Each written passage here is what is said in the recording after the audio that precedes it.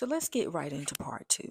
For those of you who don't know me, I am a registered nurse that is nationally board certified in cardiovascular. Put aside, I really feel like the best thing I can offer right now is just honest, open, transparent advice. I think we go through a phase where we're concentrating so much on what the next person is doing and what their successes brought them, and thinking that you have to mirror exactly what that next person did. I just don't believe that. I don't think that's going to be beneficial for you. I think you should take general information, but when it comes to making your journey work for you, you need to pay attention to you. We are all different. We are all different individuals. Just doing all the things wrong, trying to follow diet culture. And I feel like that's what took me off a good path. So I feel like now that I know better, I've tried and errored a few things. For me, I think that's what my advice would be to people when they ask me all the time, how did you lose 180 pounds and how have you kept that off for over 2 years? So other than continue to use the GLP-1 in my maintenance journey, I just don't use it as much, and I use a lower dose, right, to make sure that kind of keeps me on track. Now, eating. First, I made sure that what I was wanting to do, that it was going to give me good results. And so I utilized my insurance and used a nutritionist to kind of help my body needs from my weight and measurements. How much protein do I really need? How high can I go if I need to? How much water? That kind of thing. And so I got very good advice from that, and kind of stayed with that person to run me through that for maybe the first 3 to 6 months of my journey. Can't remember the exact time, but I stayed with her for a good little minute until I kind of got used to it on my own, which was great. I kind of loved the fact that, and she was also transparent about, some of these methods don't always work for people, and that it is best to tailor your journey according to what your body needs and what you like, or else you will not stick through it. So she won me right there. And so we worked through that thing. And so what I did, I really paid attention. And I don't journal a lot now, but in the very beginning, I did kind of jot down different things, right? I wanted to make sure when I changed the dose, and I only dose I stayed on for the 4 weeks was the 2.5, right? And then I moved up to the next dose and I stayed there for 2 months. And then the next time I moved up, I stayed on that dose for 6 months before I moved up. If as long as I was having any type of loss that was zero point 0.5 to 2 pounds, I took it as a win. And anything I wasn't going up, I was like, okay, I'm gonna stay right here. And even if there was a week that I didn't do anything, I knew it was probably just my body adjusting, so I would stay right there. But what I found to be helpful was to take the meals that I love and then just increase my protein. That was important for me. We were trying to hit 100 protein, and so we kept it simple. So I was trying to hit 100 grams of protein. I was trying to hit 100 ounces of water, and I was trying to make sure that I got the average number of fiber that a woman needs, which is for a woman is 35 grams. And so I kind of kept to those rules. I made sure that it was stuff that I was eating already. And I just tweaked it. And so if you love a certain chicken, I would throw it on the grill and maybe not fry it. And every now and then, if I wanted fried, I would do it. Don't get me wrong. I wasn't restricting myself like that because I knew that I could never say I'm never going to eat another piece of fried food. That's not realistic. So I made sure that I had a mix of all of that, right? And if I wanted steak, I would have steak. If I wanted fish, I would have fish. Now, like it would be salmon, like let me tell you, air fryer was good for me. You can cut up like a salmon into blocks, store it in the air fryer, and then toss it on top of a Caesar salad. Boom, there's dinner. So little changes like that. It was something that I knew I would eat. I love stuff like grapes. I love like vanilla yogurt, and I love candied pecans. So I've started making a grape salad. I would take a cup of the seedless grapes, put in a half of a Greek yogurt. Vanilla is my favorite, the light and fit. I would put in half of that and throw in a few candied pecans in there, mix it up and make a grape salad. And I'm good with like easy stuff like chicken bites from Costco. They have 24 grams of protein. You got steak bites. They have 22 grams of protein. Stuff like that. Have it around. Some people like chomps or chicken sticks, whatever you can do that can give you some protein, even for a snack. Sometimes with me sitting down for a snack, it would be more than 30 grams of protein. The little thing of chicken bites and my little grape salad on the side, my cup of grape salad on the side. And my thing is, I wanted suppression where I wouldn't overeat, but I didn't want to be so suppressed that I wasn't able to get my calories in. And so sometimes you gotta think about it. Like if you are chasing this feeling where you don't eat at all, or you don't want to eat at all, that's a little bit of that diet culture that's stuck in your head. So if I hope y'all shake that right off, and that you become realistic and actually get your calories in, because your body needs to be fueled. And so you just have to fuel it a way that is actually balanced, where you're getting what you need and what you want at the same time. So that is the trick. You got to figure out, okay, I want this. I like this. I've always liked this. Let me see how I can tweak this a little bit. And that's what I found myself doing. And honey, if you do that, where you can still enjoy your meals, enjoy the time that you're having on this journey, I can truthfully say that from the beginning, I used to look forward to my shot day. I still be like, oh, I remember how that was. Now I don't, because I'm maybe every 2 to 3 weeks I'll take one. But it took me through that whole year and a half. It was like a thing I just wanted to do, like that shot day. I was like, oh, shot day, shot day.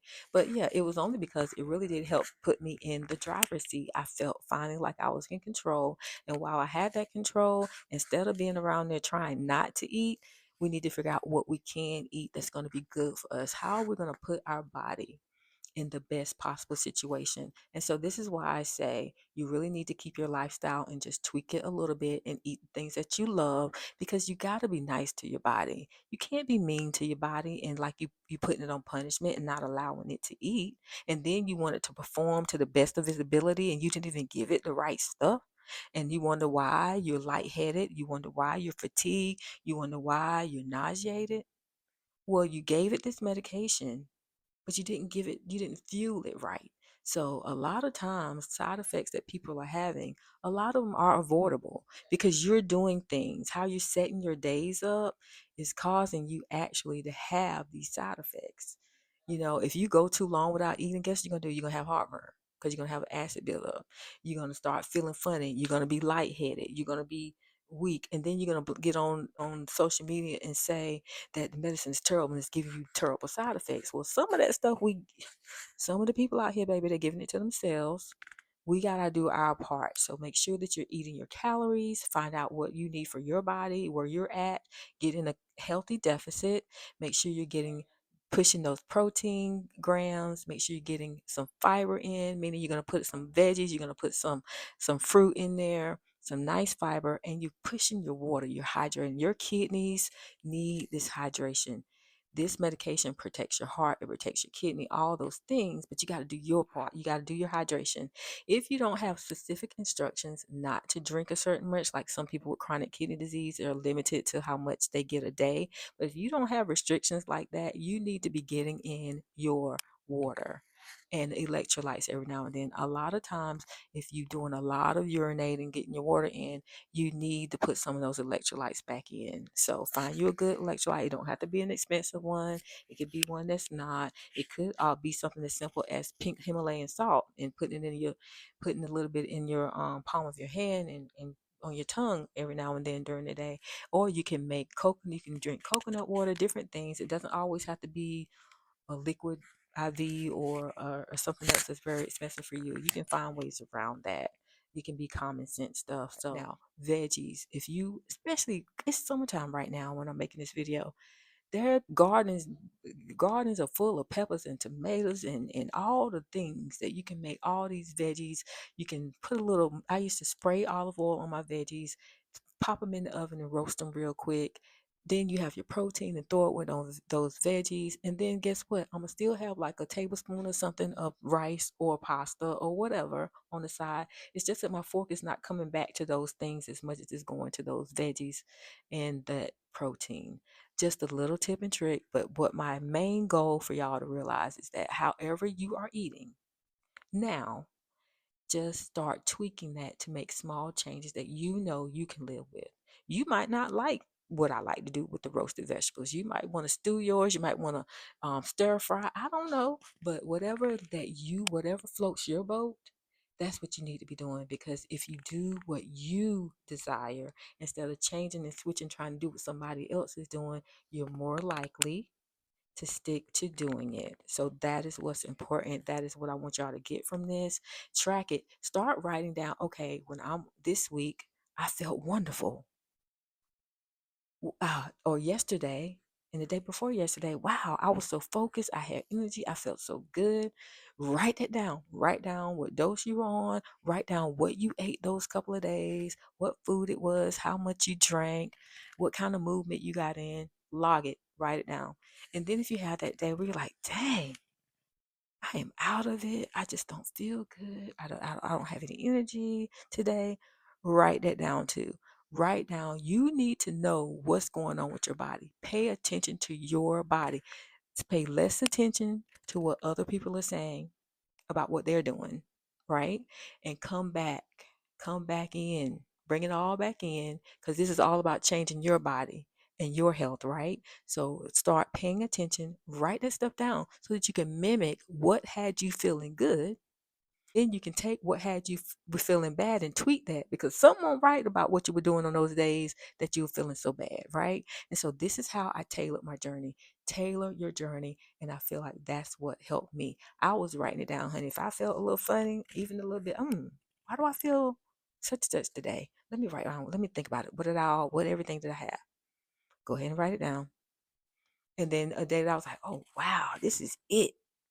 I wrote everything down. And as you go along, when you're paying attention to yourself, you end up finding out exactly to do day by day to make your whole journey enjoyable.